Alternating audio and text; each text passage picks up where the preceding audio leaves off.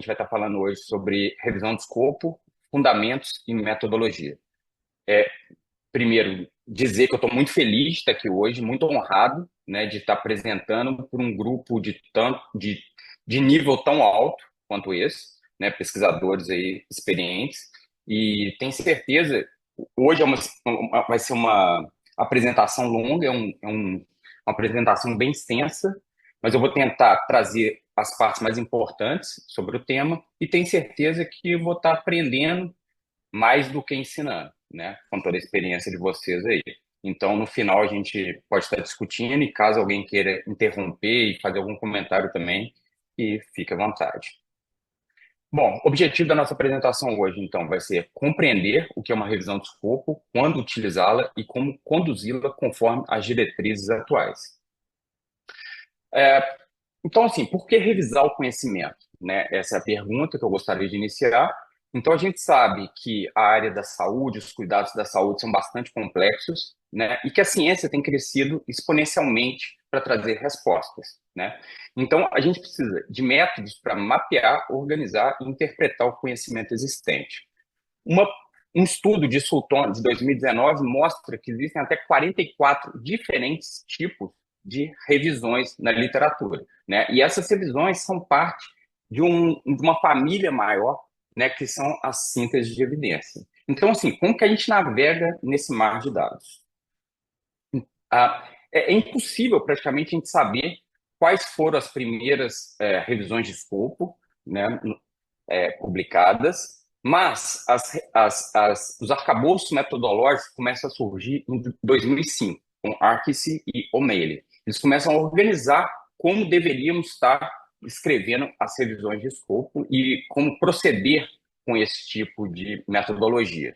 Levac e colegas, em 2010, eles melhoraram, atualizaram um pouquinho o que Arcese e O'Malley trouxeram, mas um grande marco aconteceu com a JBR International Association Committee, em 2014, que publica um paper descrevendo um guia para as revisões de escopo. Isso aí foi uma grande mudança nas metodologias de revisão de escopo. Em 2018, a Prisma, ela publica, né, que ela é mais conhecida, ela era mais utilizada com as revisões sistemáticas, ela traz uma extensão específica para as revisões de escopo. Em 2020, a JBR atualiza as definições, baseado no que a Prisma vinha trazendo, e em 2024 ela traz outras definições, outras atualizações, e baseado nisso, a gente vai estar trazendo aqui hoje o que a JBR traz, junto com o Prisma for Scoping Reviews. Essa vai ser, então, o que vai nos guiar hoje nessa apresentação e o que é mais aceito quando falamos em Scoping Review. Então, assim, o que é uma revisão de escopo, né?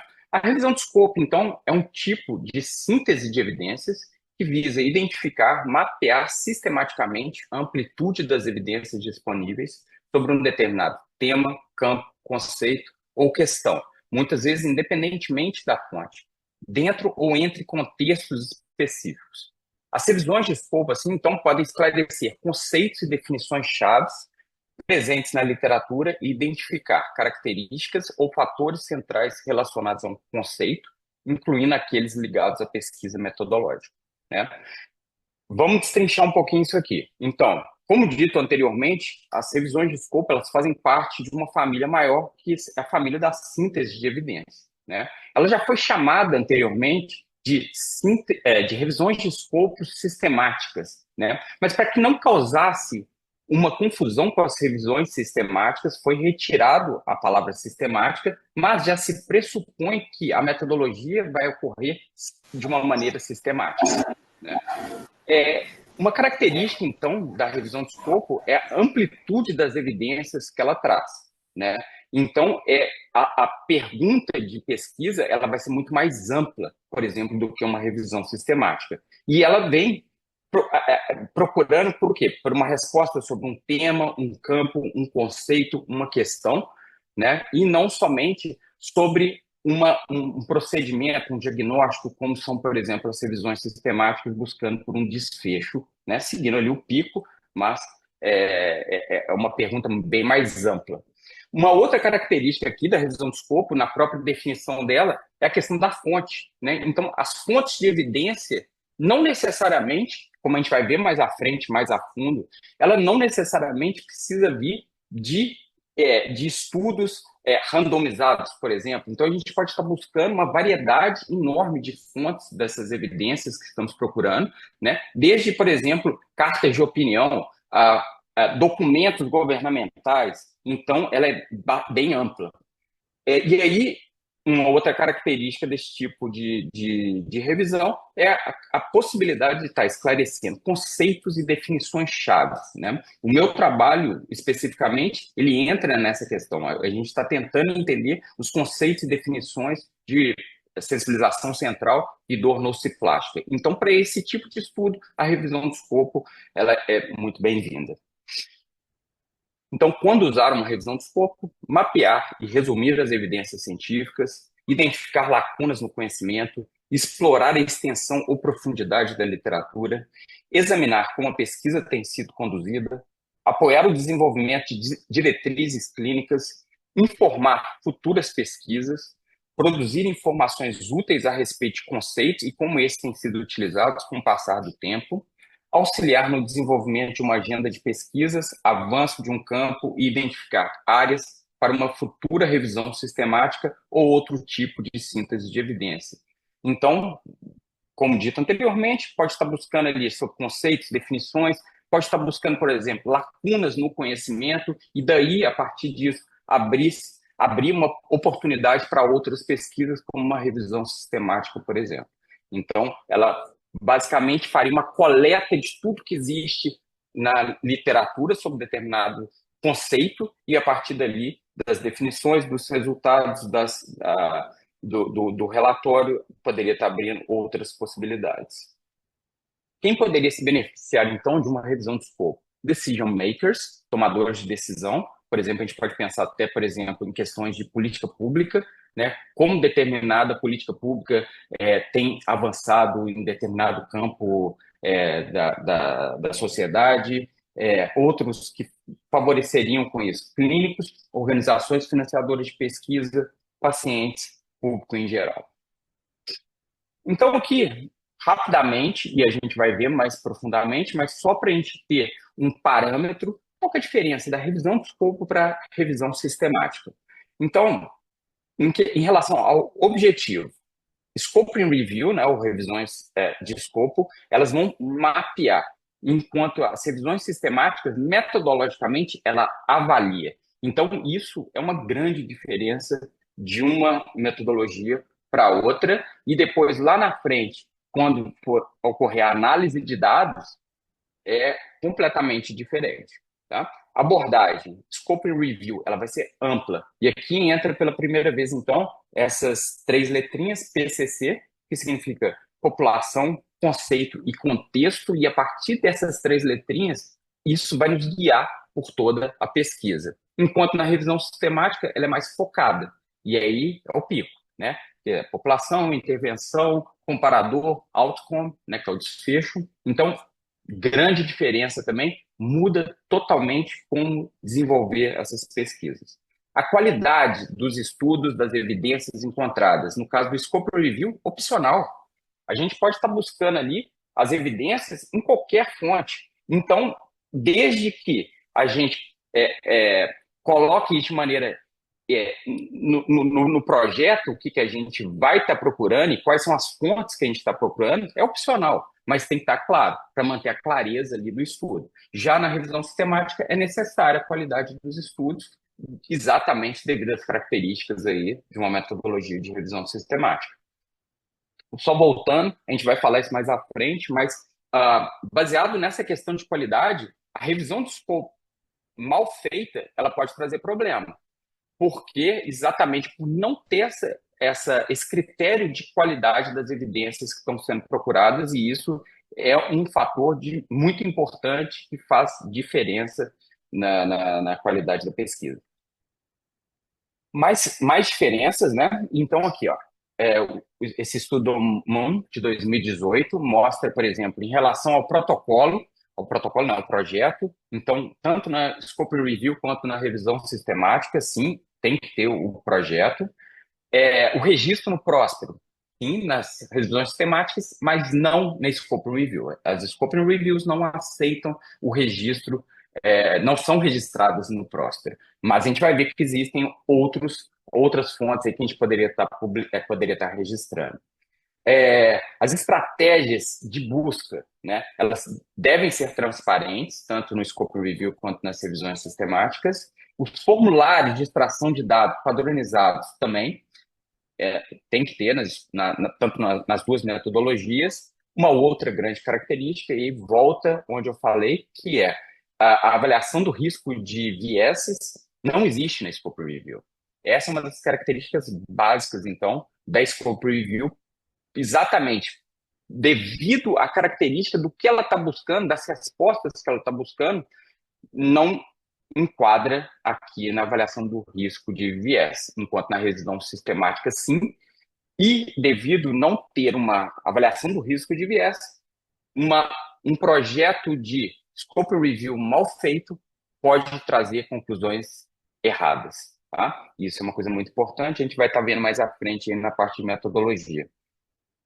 Achados, então, resumidos, não vai ter na Scope Review, enquanto sim nas revisões temáticas. Né? Uma síntese desses achados resumidos.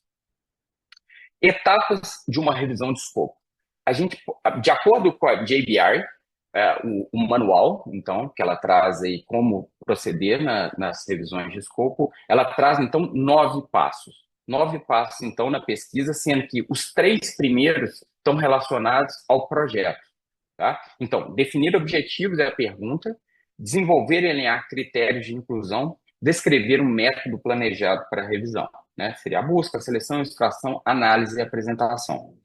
Daí, durante a execução do projeto, seria pesquisar por evidências, a seleção das evidências, a extração das evidências, análise dos resultados, apresentação dos resultados, resumo das evidências em relação à proposta, conclusões e as implicações dos achados. Apesar desses 9 passos a serem seguidos, é muito importante um passo anterior, que seria o planejamento dessa pesquisa.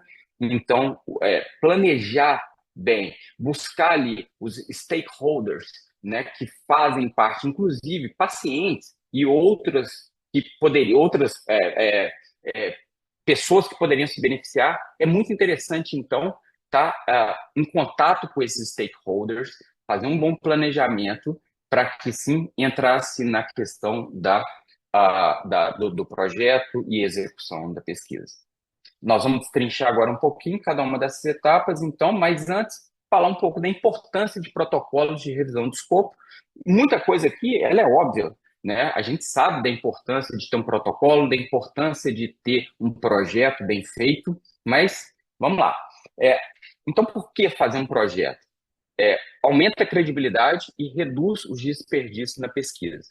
Né? Fornece um roadmap para os autores, direcionando como conduzir os resultados da revisão. Então, é o norte a se seguir.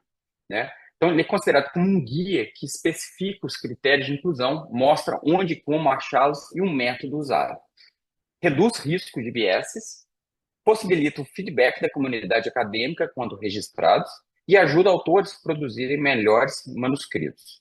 Além disso, muito importante na revisão de escopo é o quê? É ter uma equipe, é ter um team approach, né? Então, não é recomendado que se façam revisões de escopo de maneira individual. É importante que se tenha um time, é importante que se tenha um time, inclusive, de acordo com a JDI, com profissionais aí que possam ajudar na questão de busca pelas evidências, como um bibliotecário, como, por exemplo, um profissional da ciência da informação.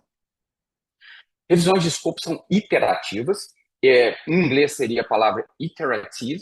Eu não sei se a tradução certa para o português seria interativo, mas o que significa isso? Então, as revisões de escopo, principalmente fase de busca, extração e apresentação, elas podem mudar.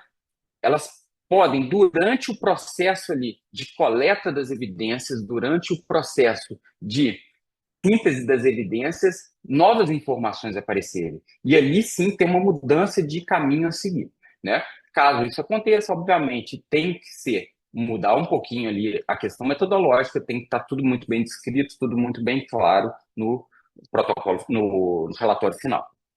O registro, como falei, não tem no Próspero, como nas revisões sistemáticas, mas a gente tem outras possibilidades de registrar o protocolo. Seria, por exemplo, a Open Science Framework, a Figshare e a ResearchGate. Por exemplo, existem outras também, mas essas são as mais comuns. Então, o protocolo, o projeto deve ter acesso público e deve também ser finalizado antes de conduzir a revisão.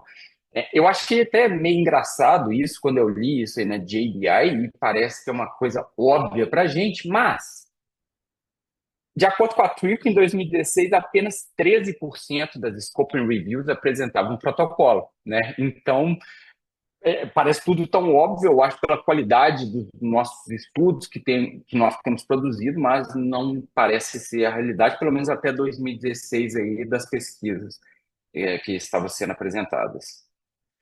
Bom, projeto de revisão, então, de maneira bem objetiva, a gente está falando em título, objetivo e pergunta de pesquisa, introdução, critérios de inclusão, novamente, PCC, população, conceito, contexto, tipos de fonte de pesquisa, metodologias, e aí entraria estratégia de busca, seleção de estudos, extração, análise e apresentação dos dados, registro, Open Science Framework, ResearchGate.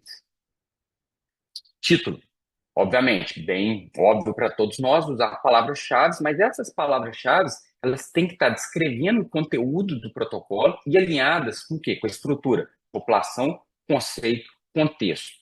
Para ilustrar isso, eu trago aqui a, a minha um print do meu projeto, e lembrando que a expressão Scoping Review Protocolo deve ser utilizado, então, nos projetos. Então, tá aqui, ó, o título, né, que tá aqui, ó, Definitions and Criteria for Characterizing Patients with Central Sensitization of Splat Pain in Clinical Trials, a Scoping Review Protocol. Então, é uma orientação da JDI. Objetivos. Bom, objetivos, então, do protocolo de Scoping Review. As revisões de escopo, então, não têm como objetivo fazer comparações analíticas baseadas em dados de resultado, de múltiplas fontes primárias de evidência, né? Como, por exemplo, acontece em outras metodologias, como a revisão sistemática. Mas ela vai ter o objetivo de investigar, coletar, descrever as evidências e apresentar a síntese em um formato claramente ilustrado. Então, quando a gente pensa no objetivo do nosso estudo, fazendo uma revisão de escopo, ele muda um pouquinho e a gente tem que estar em consciência, principalmente, dos conceitos que a gente está buscando. Eu vejo nesse processo de scope review que o conceito, principalmente ali, população, conceito e contexto, ele é chave. E ele norteia toda a pesquisa. A gente vai ver isso mais à frente, mas vamos dando sequência aqui, ó. Pergunta de revisão, mais uma vez, modelo população, conceito, contexto. Colocar aqui o meu projeto para ilustrar. Então, what are the definitions and criteria used to characterize patients as having central sensitization and no splastic pain in clinical trials? População. No caso aqui do meu projeto, a gente está falando de pacientes, tá? A gente vai ver como definir essa população mais à frente, mas só para ilustrar aqui, ó, são os pacientes. Conceito. Quais conceitos que eu estou querendo saber aqui com o meu estudo? Sensibilização central e dor nociplástica, né? E qual que é o contexto? No caso do meu estudo, clinical trials, tá? Mas a gente vai ainda explorar mais toda essa questão. Introdução do protocolo. A gente vai ver que partes da pesquisa, partes do projeto de Scope Review, a questão de introdução, a questão de discussão, ela tem uma importância lá na frente, metodológica, tá? Mas aqui no projeto, então, ela se relaciona diretamente com problema objetivo, tá? De maneira bem objetiva aqui, ela explica o contexto do estudo, ela traz os termos, definições, ela justifica a metodologia e ela traz um pouquinho também da questão de originalidade do trabalho, né? Então, ela no projeto em si, ela introduz o que vem pela frente aí. Já os critérios de elegibilidade nas revisões de escopo vão ser similares aos das revisões sistemáticas, pensando que nas estruturas que vão nortear esse critério de elegibilidade. Né? No caso da revisão sistemática, é a estrutura PICO, população, intervenção, comparador, desfecho. Né? Então, população X população A sofrendo intervenção B, versus o comparador C tem um desfecho D, E, F. Né? No caso aqui, não. No caso da revisão de escopo, a gente tem estrutura PCC, população, conceito e contexto, e finalmente vamos destrinchar isso aí um pouco mais. Quando a gente fala do P, né, a gente está falando de participante, mas também pode ser interpretado como população, population, né? Então, quem vai ser incluso no nosso estudo? Quais são as características, quais os dados demográficos que essa população vai estar trazendo, né? Ela vai distinguir os critérios de inclusão e exclusão e também como que essa população vai ser identificada. Porém, eu acho um detalhe muito interessante é que alguns estudos, inclusive, não têm a população. Então, a população, nesse caso da revisão do escopo, ela não tem tanta importância como outras metodologias. Vamos imaginar, se a gente está estudando uma certa política pública, por exemplo, talvez a gente não vai ter uma população bem definida ali a ser estudada. E às vezes ela pode até não ser necessário a gente estar definindo esses participantes em si. Entretanto, o conceito, sim. O conceito é a questão chave do que vai ser explorado. Né? A gente tem que ter muito em mente que a revisão do escopo ela vem para mostrar conceitos, definições, abordagens, ela vem para trazer respostas mais amplas, né, desse tipo de pergunta que vem acontecendo. Então, ela vai trazer ali, ó, design de estudos, teorias, programas. Então, o conceito é muito importante. E esse conceito ele vai fornecer detalhes para objetivos e perguntas da pesquisa. Ele deve ser claramente articulado para guiar o projeto e vai fornecer detalhes do que será investigado. Contexto. Contexto, a gente pode estar pensando o quê? Local físico. A gente pode estar pensando, por exemplo, dentro de uma pergunta de pesquisa, a gente pode estar colocando ali, definindo no setor hospitalar. A gente pode estar pensando, por exemplo, no setor primário, terciário, secundário de atenção à saúde. Tá? Pode ser um contexto geográfico, pode ser um país, Brasil, pode ser um continente, África, pode ser um global. Então, a questão do contexto, pode ser um contexto cultural, pode ser buscando determinada política pública, por exemplo, dentro de uma população de etnia indígena qualquer. Então, a questão cultural pode entrar nisso e questão temporal também, que pode estar sendo definida como parte desse contexto. Fontes de evidência, né? Então, quais documentos e artigos serão aceitos? Deixa eu só dar um gole numa água. Aqui é um outro ponto bastante importante, porque dentro da revisão do escopo, pensando nessa amplitude, nessa extensão de respostas que a gente está, de evidências que a gente vai estar procurando, a gente pode aceitar qualquer documento. A gente pode estar aceitando, por exemplo, um documento de políticas públicas governamentais. A gente pode estar procurando estudos randomizados, por exemplo, clinical trials. Mas o que é importante? A gente está mantendo isso de maneira bem clara no projeto. Então, pode ser uma inclusão ampla, ou uma inclusão restrita, né? Então, só diretrizes, documentos governamentais, o que vai estar sendo aceito, né, como fonte de evidência. E a gente também, dentro do projeto, a gente tem que estar esclarecendo as estratégias para evitar duplicação de dados.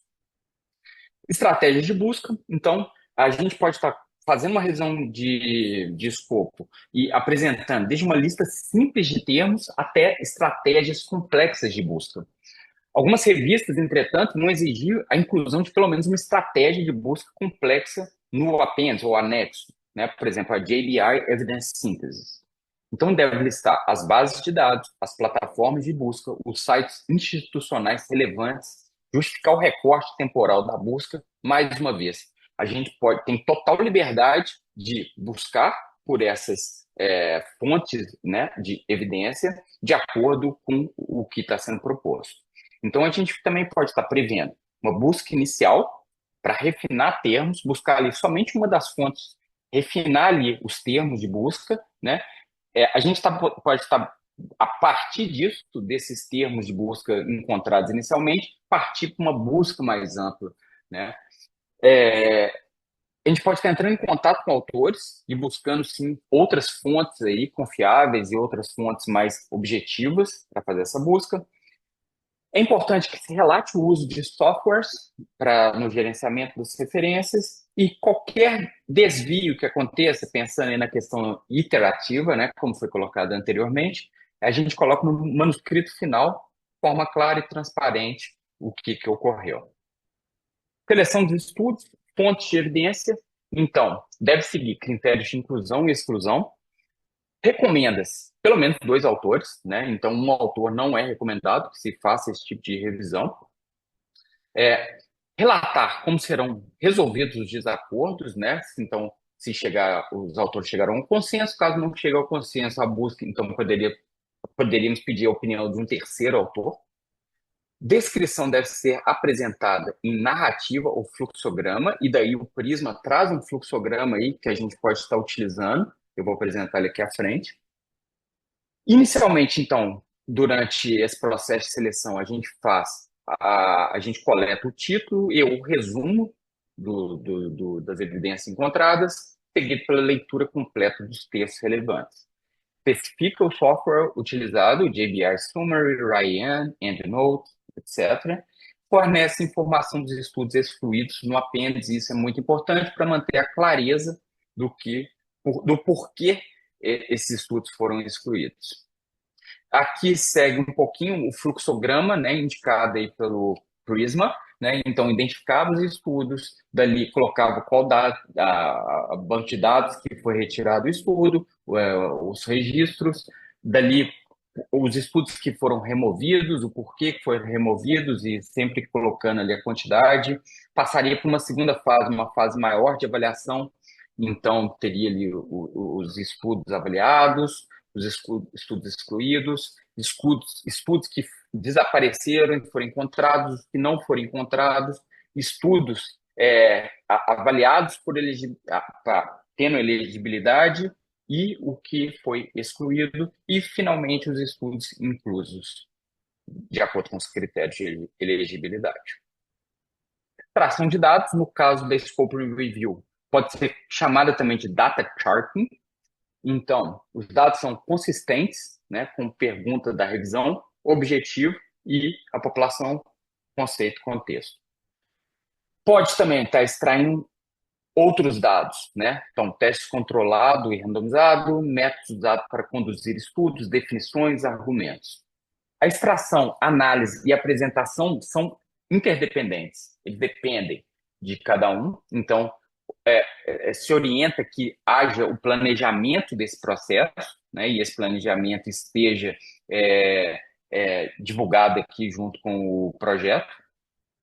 E ele aconselha, a JBI aconselha, então, o quê? Criar um formulário de extração de dados junto com um guia para esse formulário. E esse guia ele deve ser entregue para todos os autores para que se siga mais ou menos a mesma orientação para todos ali de como conduzir esse processo de extração. Pode estar se usando também um rascunho, né, que é um Draft Extraction Form, para guardar informações-chave, além de informações básicas, como autor, referência e resultados encontrados. Aqui tem um exemplo desse Draft Chart, né, colocando aqui as informações básicas que vão além do autor e do título da publicação. Aqui uma tabela de extração de dados, né, trazida aí pela JBI. E é importante, então, que haja o relatório dos dados extraídos, que eles sejam cruzados, tá? Também que se apresente como os desacordos entre autores vão ser resolvidos e a questão do iterative approach nessa parte do processo, ela é muito importante. Então, novos dados durante a extração podem surgir e mudar um pouquinho a maneira que estão sendo, que os dados e as evidências estão sendo conduzidas, né? Lembrando que tem que ser relatado no relatório final. A revisão de escopo, então, ela terá dados extraídos, e aí é muito diferente das revisões sistemáticas. Os dados podem ser extraídos de introdução, discussão e conclusão. Como a gente está muitas vezes buscando um conceito, uma definição, a gente não vai estar achando esses dados, por exemplo, na metodologia do estudo, dos estudos. A gente não vai estar achando o que a gente está procurando, as evidências, nos resultados dos estudos, mas sim em áreas que vão estar trazendo ali todas essas definições. Então, quando a gente faz uma revisão de escopo, os nossos olhos têm que ficar, então, voltados, muitas vezes, para a introdução, discussão, conclusão, que muitas vezes passa despercebida em outras metodologias. Tá? A extração de resultados, então, ela pode ser precursor para revisões sistemáticas, devidamente justificada no protocolo, né? E a questão aqui, então, de não ter um critical appraisal, ela traz um risco, então, devido à falta dessa avaliação de risco de bias. Então, a gente tem que tomar muito cuidado o que a gente está buscando com a revisão de escopo, porque caso a metodologia seja inadequada para o tipo de pergunta, essa falta do critical appraisal pode trazer conclusões inadequadas e até perigosas, pensando aí que a gente está buscando síntese de evidências para desfechos, mas não deveria estar sendo feita aqui no Scope and Review. Análise de dados. Então, apresentar uma completa descrição do processo de análise de dados de acordo com pergunta, objetivos. Tá? As revisões de escopo não fazem meta-análise ou síntese de estatísticas, né? Então, viabilidade, adequação, significado, efetividade. Então, essa análise de dados, ela difere também muito das revisões sistemáticas, né? A gente pode estar quantificando textos e fazendo contagens de frequência básica de dados extraídos, então, com a revisão de escopo. Entretanto, quando a gente está procurando informar sobre um conceito ou uma teoria, a gente pode estar entrando um pouquinho mais a fundo na questão estatística e fazendo uma análise básica de conteúdo qualitativo. Tá? Para isso, é necessário que você faça uma categorização. Né? Então, seria mapear resultados para ajudar na simplificação ao endereçar a pergunta de revisão. Teria um processo, então, além da categorização, então, como que seria feito? Seria um processo de codificação. Teriam que, então, colocar códigos, né? Processo de alocar conceito e características de acordo com categorias. Para isso, então, análise básica de conteúdo qualitativo, a gente teria que seguir 3 fases. Vou dar ênfase aqui na preparação e na organização. A preparação, então, teria uma necessidade de uma análise básica de conteúdo qualitativo, né? Definições de um conceito que estão sendo mapeados. Teríamos 2 enfoques, um enfoque indutivo, um enfoque dedutivo. Então, o enfoque indutivo, existe uma falta de evidência do tópico. Ou o objetivo é desenvolver ou informar sobre uma estrutura conceitual ou teoria. Enfoque indutivo. Por outro lado, enfoque dedutivo. Vai usar para mapear os dados de uma estrutura conceitual ou teoria dentro da literatura. Tá? Então, a gente tem que estar bem claro o que a gente quer daquele conceito que a gente está estudando e, a partir dali, a gente vai ver qual seria o melhor enfoque para estar seguindo. Indutivo, dedutivo. Como que a gente organizaria isso, então? Os autores, então, o que eles têm que fazer? Eles têm que se familiarizar com os dados. Né? Que conceito que a gente está buscando? Né? A gente tem que ler, entender as fontes de evidências inclusas, entender como os dados vão estar sendo relevantes para a pergunta e objetivo da revisão. Então, assim, não tem uma receita de bolo. A gente vai ter que buscar o que a gente está querendo encontrar ali, entender essa complexidade e, a partir dali, com essa familiarização, nos organizarmos. Organização, então, no enfoque indutivo. criar um código do dado, né? Rotular esse dado. E daí a gente vai rever as evidências para listar ali pensamentos, possíveis categorias, notas que vão nos ajudar então a descrever os dados que explicam os objetivos e perguntas. Então é praticamente um brainstorm que a gente vai ter que ter ali para conseguir rotular, tá? A partir dali, ordenar em categorias, subcategorias bem definidas, né, que vai trazer um pouco mais de clareza para esses conceitos aí. A gente vai rever, então, as estruturas codificadas pelos autores e, a partir dali, organizar as evidências inclusas dentro de cada categoria, né? Então, as categorias podem formar uma estrutura conceitual ou teorias. Já, então, por favor, dando sequência aqui, a organização no enfoque indutivo, então, ela seguiria mais ou menos esse fluxograma aqui, ó. Extrair dados, né, juntar tudo ali e colocar uma codificação nesses dados extraídos e criar e desenvolver as categorias. E a gente vê que cada estágio desse aqui, ó, ele vai estar se interrelacionando e vai praticamente estar desenvolvendo cada vez mais essas categorias e essas extrações aí. Elas vão praticamente se refinando e a gente vai conseguindo otimizar todo esse processo. Já no enfoque dedutivo, é uma estrutura conceitual já existente, definida no projeto. Então, os autores vão extrair dados dos textos que vão mapear a estrutura conceitual e as respostas de perguntas propostas. A extração revista pelos autores vai garantir aquilo que reflete o entendimento da estrutura conceitual. É uma estrutura bem mais fácil, exatamente por essa questão conceitual já existir, já está definida, então, no projeto. Então, é uma questão, então, de organizar esses textos e mapear o que vem sendo apresentado de acordo com as evidências.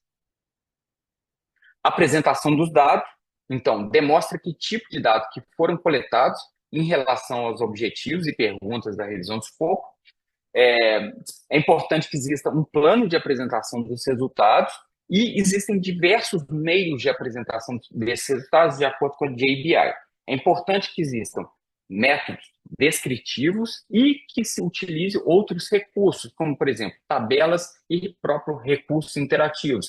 Mas a JBI ela até estimula a criatividade devido à extensão dos dados apresentados, que a gente utiliza recursos que facilitam os entendimentos aí dos leitores. Tá? Então, aqui mostra algumas tabelas, aqui já mostra a apresentação dos resultados utilizando gráficos diferentes, né? Então, aqui já seria uma questão de políticas públicas globais, aqui uma tabela totalmente colorida, que mostra diferentes categorias de doença, mas mostra um pouquinho da questão criativa dos autores.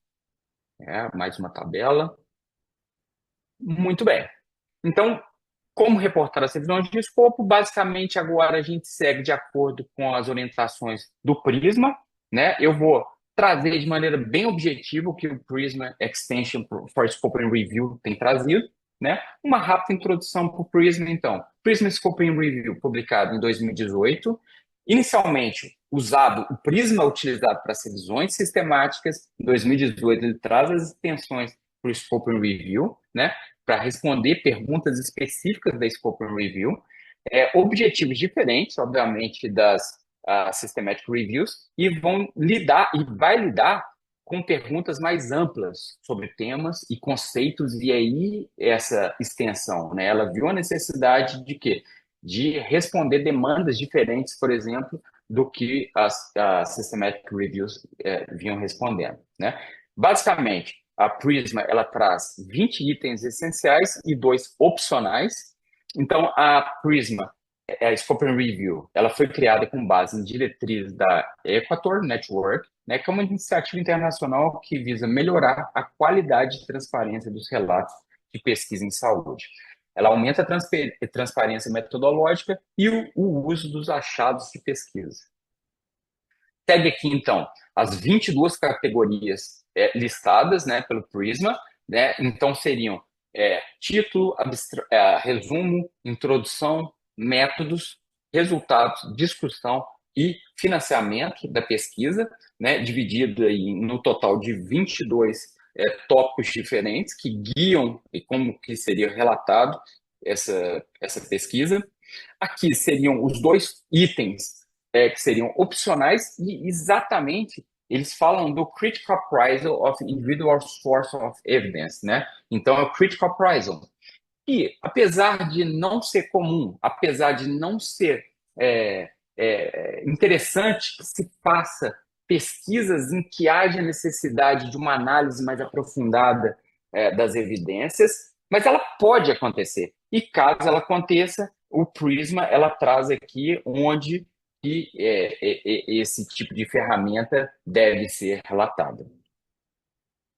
Dessa forma, a revisão de escopo vai ser uma ferramenta essencial para mapear as evidências, identificar lacunas e orientar futuras pesquisas, utilizando métodos sistematizados de pesquisa como a JBI e o Prisma Scoping Review, contribui imensamente para a consolidação do conhecimento científico e avanço das práticas baseadas em evidências. Segue aqui as referências bibliográficas, para quem estiver interessado. Eu tenho os estudos também, quem se interessar, é só me mandar uma mensagem, eu posso estar encaminhando. E muito obrigado a todos. Fico aberto a perguntas e discussões. Agradeço a todos pela presença. Excelente, Lu. Obrigado pela apresentação aí. Antes de abrir aí para discussão, só alguns esclarecimentos aqui, Lu, que pode ter ficado confuso para algumas pessoas aí que ainda não têm muito contato. Sim. É quando você vai comparar a revisão de escopo com a revisão sistemática, você fala de como fazer a pergunta, né? Aí usa o termo PCC e PICO, né? Uhum. Então, Sim. só lembrar a todos aí que a PICO é um acrônimo usado para quando você faz revisão sistemática, investigando a eficácia de intervenções, né? Revisões sistemáticas, pessoal, também podem ser feitas para investigar outros tipos de pergunta. Por exemplo, para detectar uma doença, né? Então, aí a gente não usa mais o PICO, a gente usa o PTD, que é o P para paciente, o T para teste e o D para diagnóstico, tá? Quando a gente está falando aí no prognóstico, a gente usa o acrônimo PDT, que é paciente, desfecho e tempo, tá certo? E no quando você vai ver preferências dos pacientes, experiências, pesquisas qualitativas, aí a gente usa o PF, que é o paciente e o fenômeno, tá? Então, só para não ficar confuso, achar que sempre você vai estar procurando o pico. Depende da pergunta da revisão sistemática, que é óbvio que é diferente aí no caso da Scope Review. Outra coisa que eu queria esclarecer antes da gente entrar aí na discussão é o seguinte. Na do Lu, só para exemplificar aqui, que ele falou lá que nem sempre a gente vai precisar de especificar a população no PCC, né? Então, aí, para vocês terem ideia, o Lu agora ele fez o protocolo dele, que a princípio está maravilhoso. Só que mesmo antes de você registrar, é interessante a gente fazer uma chama busca preliminar. É muito comum fazer, que é onde você vai ajustar pequenas coisas que às vezes a equipe, por mais que ela tenha uma expertise ali, ela não detectou, não lembrou. Então, no caso do Lu, eu lembro quando a gente foi discutir, primeiro, a gente falou assim, olha, dor nociplástica, sensibilização central ali, não é só para uma condição, por exemplo, dor de coluna, né? É mais amplo, né? Esses termos. Então, por isso que a gente não especificou, a gente aumentou o escopo da Scope Review. Vai dar mais trabalho? Vai. A gente vai ver o quanto de trabalho que vai dar agora na busca preliminar para saber se a gente está fazendo corretamente, né, essa abertura de scope and review ou vai ficar aberto demais e isso vai dificultar o que a gente quer, que é esclarecer e explorar o que tem sido feito, né? Outra coisa, quando a gente foi especificar lá a questão do contexto, né? no contexto, a gente vai, beleza, a gente quer ali especificar as definições de que é definido como dor nociplástica e sensibilização central na DOLU, né? Em determinados contextos. No caso, um argumento muito grande para scope review do Lu é que, vamos supor aqui, pessoal, a gente teve uma redefinição de dor lombar recente, desculpa, definição de dor recente aí, pela IASP. E o que a gente vê é uma inconsistência muito grande. Tem gente que usa sensibilização central, tem gente que usa dor nociplástica, tem gente que confunde os dois. E vamos supor, num contexto de estudos controlados randomizados aí, que são utilizados para estimar tamanho de efeito de alguma coisa, né? De alguma pergunta de revisão sistemática, por exemplo, ou RCTs aí, né? Se a gente tem uma inconsistência desse critério, dessas definições, o que que vai acontecer? A gente pode ter resultados completamente diferentes, né? A depender da definição ali, pode mudar se tem eficácia ou não tem, por exemplo, quando a gente está estudando eficácia, tá? Então, o que a gente viu, olha, vamos especificar em RCTs, que são o padrão ouro para a gente ver aí eficácia de intervenção, né? Como que tem sido usado esses critérios, essas definições, vamos explorar isso aí, e através disso, mapeando isso, a gente pode aí definir uma lacuna ali para até para ajudar a IASP aí no esclarecimento e não ter essa inconsistência em novos estudos. Então é esse o argumento da Dulu aí, falando aí de por que que a gente escolheu esse contexto de trials, né, do clinical trial aí, tá? Outra coisa que, exemplificando com a Dulu, é a questão, assim, não tem jeito. Antigamente a gente usava muito o termo de sensibilização central e atualmente que a gente tem especificado a questão de donas plástica. Então, quando a gente foi discutir na do Lula, uma das coisas que a gente vai ter que explorar ali é a questão temporal, né? Então, um dos fatores que a gente vai explorar, né? Então, a outra coisa também é a questão do próprio diagnóstico. Será que determinadas áreas há menos inconsistência do que em outras áreas? Também pode ser explorado, a depender do diagnóstico clínico ali, né? No caso da Lulu, salvo engano, eu posso ter errado, mas você está investigando o risco de viés, não é isso? A gente colocou ali na possibilidade de, dependendo dos estudos, caso a gente precise fazer a avaliação, a gente vai fazer assim.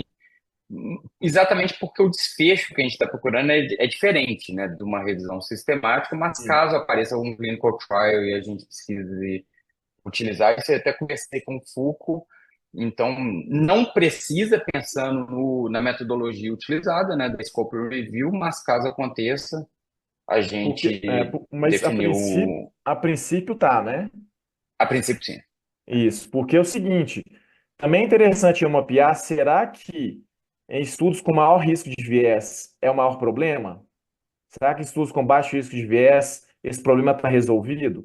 Então, isso é importante mapear isso também, já que a gente vai esclarecer aí, pode ser interessante a gente fazer. Então, não é que a gente queira avaliar o risco de viés pensando na estimativa de efeito ali. A gente quer, isso vai dar um dado qualitativo para a gente mapear, assim, olha, os estudos de maior qualidade aqui, eles estão indo por esse caminho, né? Então, isso vai dar um dado qualitativo ali para a gente chegar a conclusões interessantes. Da mesma forma que eu lembro que houve uma discussão quando a gente estava fazendo o seu protocolo, Lu, sobre estimar efeito, fazer meta-análise. Eu lembro que a gente falou assim, não precisa fazer meta-análise. E aí, uma discussão foi, olha, vamos fazer meta-análise não no sentido de estimar, precisar o tamanho de efeito, mas através da meta-análise, a depender dos critérios que foram utilizados ali, a gente pode explorar que, a depender do critério utilizado, tem efeito ou não tem efeito, que isso pode dar um dado qualitativo sobre como isso influencia no resultado final, e não estimar efeito, entende? Então, eu não sei, eu lembro que a gente teve essa discussão. No seu protocolo, por exemplo, ficou como? A gente vai fazer essa. essa meta-análise para tentar explorar ali a A gente não inconsistência? definiu isso aí no protocolo, Vinícius. A A gente não gente vai colocou. ver isso na busca preliminar, né? Exato. Até a questão temporal, por exemplo, a gente não definiu, por exemplo, o período de tempo que a gente ia procurar os estudos, porque eu acho que são respostas que vão vir de acordo, e a questão da interatividade, né? Vão Perfeito. vir de acordo com a nossa busca inicial. Então essa busca preliminar é muito interessante aí para a gente ver, inclusive, a questão da forma como você vai analisar. Se ela vai ser indutiva ou dedutiva. A princípio, claro, vai ser dedutiva, vai ter um critério claro de inclusão e exclusão ali, tudo bonitinho, você vai organizar essa ideia ali, vai ser espetáculo, né? Mas, sinceramente, pode ser que a gente lide com uma organização indutiva, que os estudos não esclarecem claramente ali e é uma bagunça, né?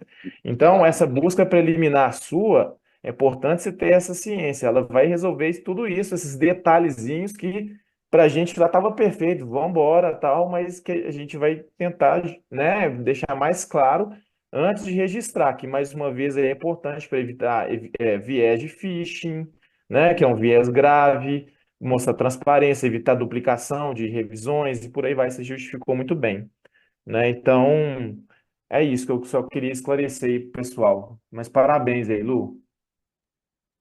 Obrigado, Vini.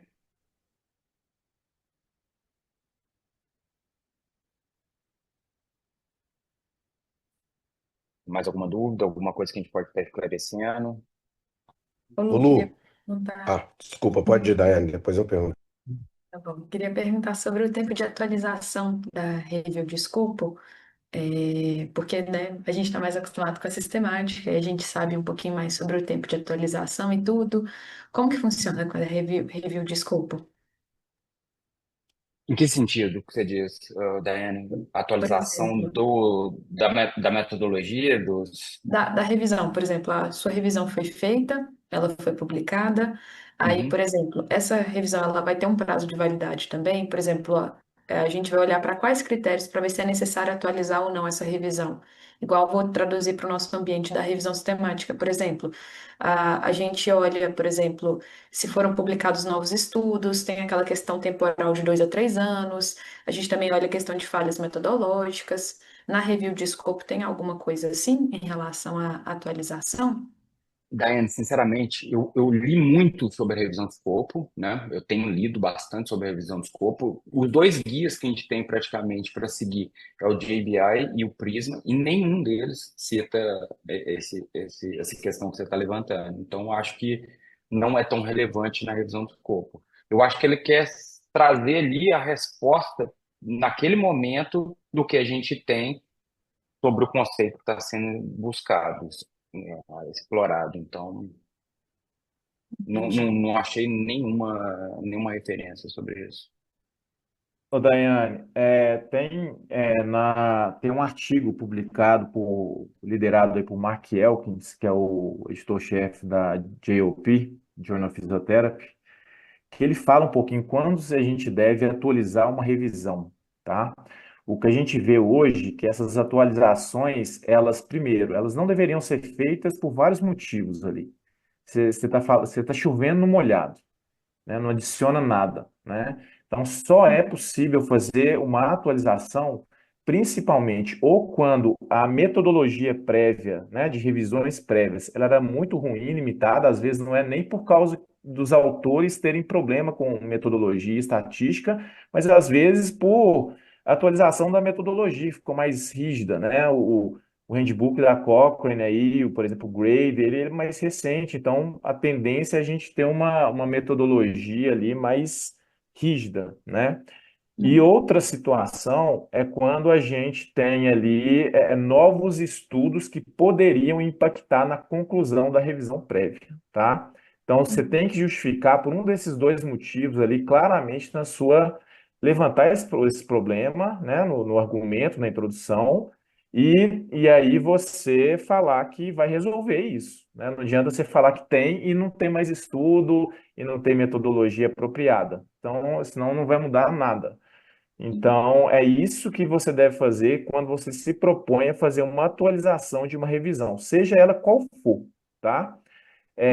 Agora, na Scope Review, lembrando que o objetivo nosso é explorar, mapear ali, né? Então, muitas vezes, você não precisa, qual que é a logística de você atualizar aquele ali, né? Então, o argumento tem que estar muito claro para você querer ali atualizar, né? É mais difícil, porque quando a gente fala estimativas de efeito para revisões sistemáticas aí, por exemplo, a gente sabe que a certeza da evidência ela depende aí de vários fatores. Um dos fatores aí é o tamanho da amostra, é o risco de viés e por aí vai, né?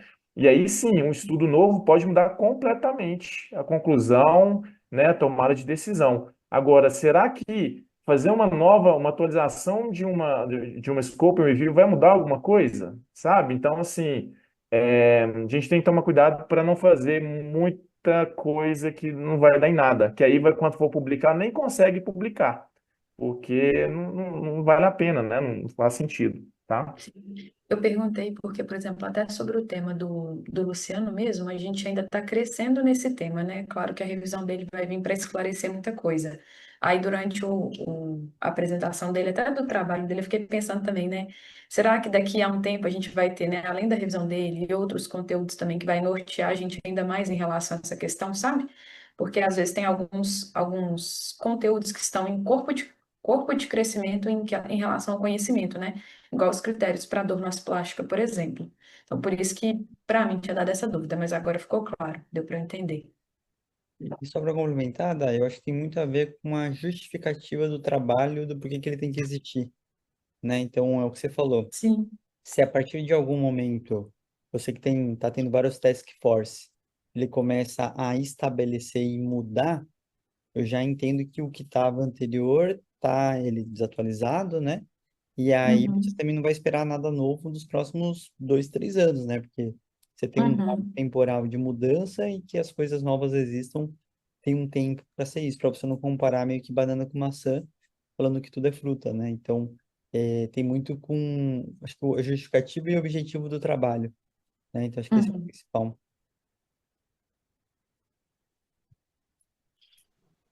Lu, eu queria te perguntar, cara, pelo seguinte, quando você falou ali que a busca, você poderia usar qualquer parte, introdução, discussão, conclusão dos artigos. No início, assim, eu pensava que a revisão de escopo seria mais simples do que a revisão sistemática. Cara, você foi apresentando, eu falei, meu Deus do céu. Eu acho que pelo fato de ter, da revisão sistemática, ter todo um delineamento muito específico, a escopo abre demais, né, cara? Aí eu fiquei até preocupado, assim, como que você consegue cercar essa busca? Porque aí só palavra-chave, talvez você vai perder muita coisa, né? Ô, Eu não Léo, sei, queria até que você colocasse isso aí, como que você, né, que você está mergulhando nisso aí. E eu te confesso que eu nunca participei, nunca fiz, então só li, eu, né? eu, eu também, Léo, eu vou dividir aqui a mesma sensação, porque se a gente pensa, o que eu penso é o seguinte: o projeto ele tem que estar muito bem, descrevendo muito bem o que vai ser feito. Eu acho que o time tem que estar muito bem alinhado nessa busca. E eu até conversei com o Gabriel ontem, e até uma coisa que a JBI fala muito é o quê? Em cada etapa dessa busca, da extração, é, que a gente vá fazendo ali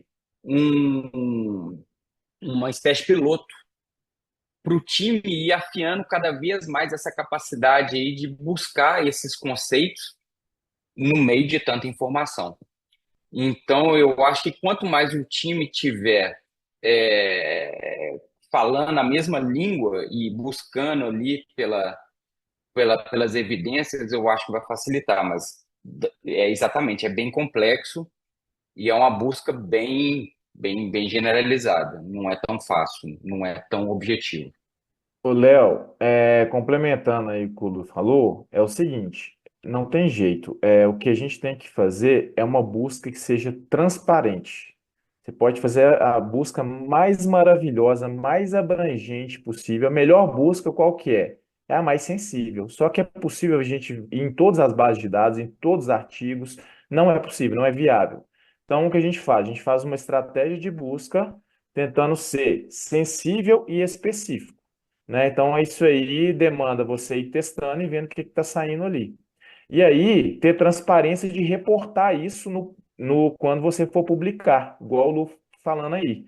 Porque você tem estratégia de busca ali. Pode ser sim uma limitação, mas tá claro, tá transparente o seu resultado ali. Então, se uma outra pessoa fizer a mesma estratégia de busca na mesma época, ela vai obter o mesmo resultado. Com limitação ou sem limitação, ele vai obter o mesmo resultado. Então, isso mostra transparência e evita o viés, né, de opinião de alguém, né? Então, no caso do Lu, a gente vai fazer em mais de 3 bases de dados, a gente vai fazer várias bases de dados, e os únicos termos que a gente vai limitar vai ser Nociplastic Pain, Central Sensitization, um ou o outro, a gente não vai especificar um em detrimento do outro, para aumentar a sensibilidade, então é um ou o outro, tá? E o AND, que eu tenho boleando aí para aumentar a especificidade, a gente vai fazer o AND com termos ligados a Randomized Control Trials, que no caso é o argumento do Lu. Olha, existe uma inconsistência aqui que pode interferir lá no resultado. Agora, olha só, se eu for justificar aqui que eu quero saber como que dor nociplástica e sensibilização central estão sendo tratados na literatura, é o caos, porque aí eu não poderia nem entrar com o termo, os descritores para RCT, porque eu estaria limitando aí. Então, a gente está usando aqui né, o RCT porque, assim, querendo ou não, é uma pergunta clínica super relevante para ver eficácia de intervenção e para a gente restringir num tanto que a gente consiga, né?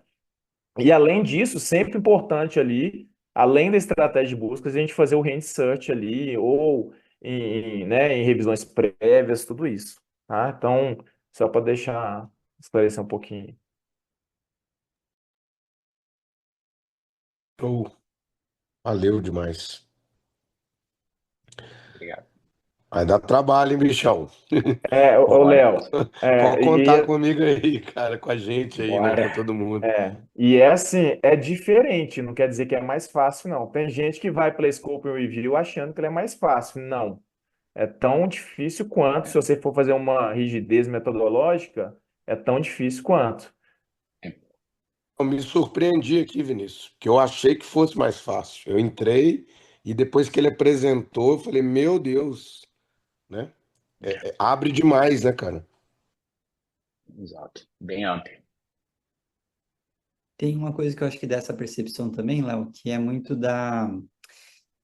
Ele é um pouco mais aberto para você decidir algumas coisas diferentes, né? Então, como não tem algumas coisas pré-estabelecidas, que você vai acabar decidindo por causa de pergunta, de objetivo e tudo mais, você toma algumas decisões diferentes do que a sistemática faz, que já é um fechamento, um rigor mais pré-determinado, entre aspas, né?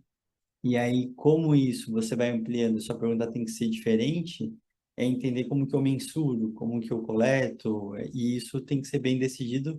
Nesse caso, né, quando o Luciano, o Vini chegou com a ideia do Luciano, eu falei assim, eu não participo sem o Felipe Reis desse trabalho. Porque assim, o cara sabe o que vai acontecer daqui a 10 anos. Então, né, para a gente conseguir estabelecer bem algumas coisinhas, a gente precisa ter quem tá junto, né? Senão você vai fazer um negócio. A gente poderia fazer sem ter algumas informações e poderia faltar alguma coisa que seria bem decisiva para isso, né? Então, são perguntas um pouquinho diferentes. Acho que é o que mais estabelece entre sistemática e as outras é a pergunta que você quer e o objetivo que você tem, né?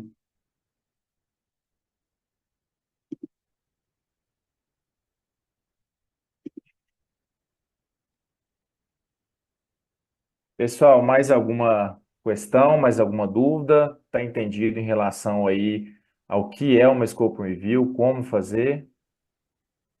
Todo mundo aí já está ok para fazer uma?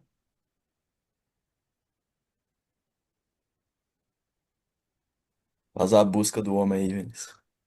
A Agora está gente já pegar liberado. uma carona com o Luciano. Vambora. Beleza, beleza, pessoal. Então acho que a gente pode terminar por aqui, para não avançar muito. Lu, parabéns. tá? Gostei de ver aí, tá sabendo o que tá fazendo, metodologia. Óbvio que durante a execução vai ter várias dúvidas, né? E aí eu quero que você entenda bem por que que essa busca preliminar aí vai ser legal para ajustar a questão do protocolo, né? Desses detalhes finais aí, até da análise, tá bom? Perfeito.